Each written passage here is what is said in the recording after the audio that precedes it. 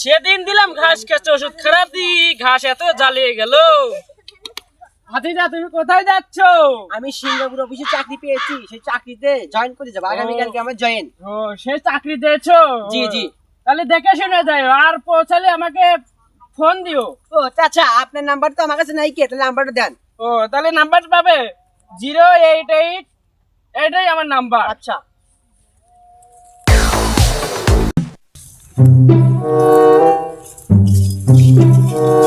তো আমার ভাল লাগে না।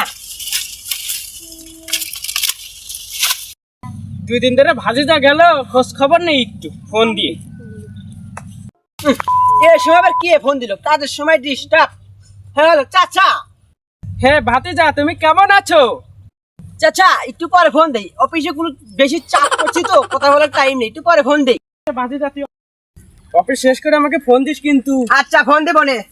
আরে ওটা তো আমার ভাতিজা শখের মতন দেখা যাচ্ছে, তাহলে কাছে যা একটু দিয়ে দেখি। ও আচ্ছা, তাহলে তোর এইটা অফিস?